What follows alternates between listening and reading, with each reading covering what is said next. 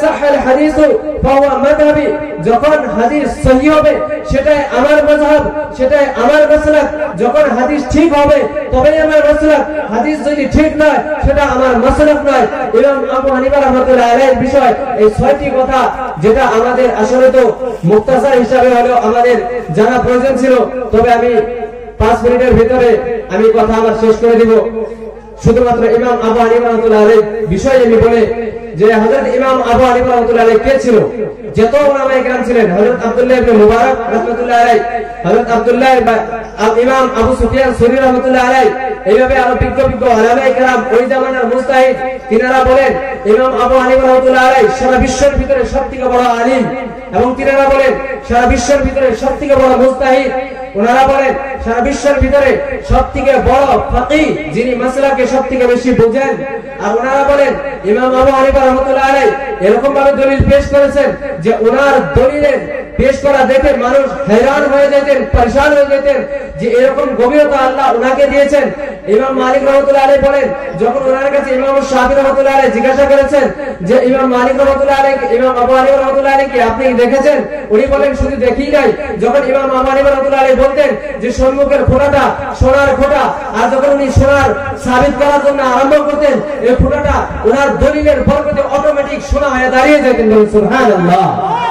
ওনার দলিলের পাওয়ার এত ছিলেন যে উনি যখন বলতেন ফোঁটাটা সোনার আর দলিল দেওয়া আরম্ভ করতেন, ইমাম মালিক রাহমাতুল্লাহ আলাইহি বলেন ওনার দলিলের পাওয়ার এত ছিল, ওনার দলিলের বরকত এত ছিল যে ওই ফোঁটাটা স্বর্ণের হয়ে দাঁড়িয়ে যেতেন। সুবহানাল্লাহ। ইমাম শাফি রাহমাতুল্লাহ আলাইহি ওনার মাসলাকে রাফুল ইয়াদাইন করা এবং ফজরের নামাজে কুরাতে নাজিলা পড়া লাজিম করে দিয়েছেন।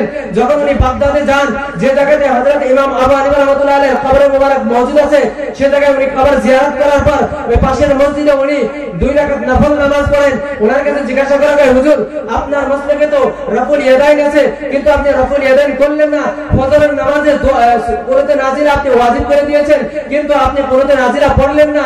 উনি বলেন যে জায়গাতে ইমামুল আযম আবু হানিফা রাহমাতুল্লাহ আলাইহি শুয়ে আছে সে জায়গাতে আমি ইমাম শাফি আমার নিজের রায়কে চালাবো, ওনার মাসলাকের খিলাফ আমি কাজ করব, এটা কখনো হইতে পারে না। তাহলে তো আমি সবথেকে বড় বেয়াদব হয়ে যাব।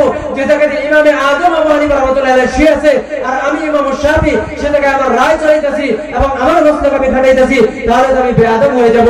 তো মাত্র দোস্ত বুজুর্গ, আজকাল যেটা আমাদেরকে গোমরাহ করার জন্য এই গোমরাহ ফিরকার চেষ্টা করতেছে যে ইমাম আবু হানিফা রাহমাতুল্লাহ আলাইহি হাদিস জানতো না এবং সহিহ হাদিস তিনার থেকে নাই, এই কথা আমরা ভালো করে মনে রাখি। ওনার সমস্ত মাসলাকের দলিল সহিহ হাদিসের দ্বারা আছে। সময় কম, কারণ মুখ্য অতিথি এসে গেছে এবং আরো বক্তাগণ আছে, সুতরাং আমি বলতে পারলাম না। আশা ছিল যে পরিপূর্ণ আজকে ইমাম আবু হানিফা রাহমাতুল্লাহ আলাইহি সম্পর্কে আমি বলবো, তবে ইনশাআল্লাহ আল্লাহ যদি সময় দেয় আরো অনেক সময় আছে, যদি আল্লাহ হায়াত রাখে ইনশাআল্লাহ তাআলা আপনাদের অবশ্যই ইনশাআল্লাহ তাআলা ইমাম আবু হানিফা রাহমাতুল্লাহ আলাইহি সম্পর্কে এবং আমাদের যে মিশন আবু হানিফা সেই মিশন সম্পর্কে ইনশাআল্লাহ ভালো করে জানবো ইনশাআল্লাহ।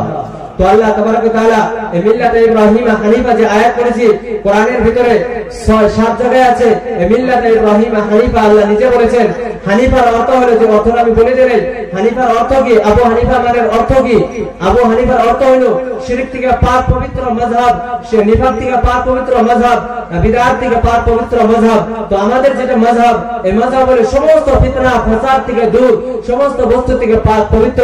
আল্লাহ তাবারক ওয়া তাআলা আমাদের হানাফি বানিয়েছেন। আল্লাহর কাছে দোয়া করি, আল্লাহ তুমি সর্বশেষ পর্যন্ত মওত পর্যন্ত আমাদের হানাফি বানিয়ে তুমি আমাদের মৃত্যুবরণ করিও। কারণ সারা বিশ্বতে 3 ভাগ যদি করা হয় মানুষকে, তাহলে 2 ভাগ মানুষ ইমাম আবু হানিফা রাহমাতুল্লাহ আলাইহির মাসলাক মেনে চলে।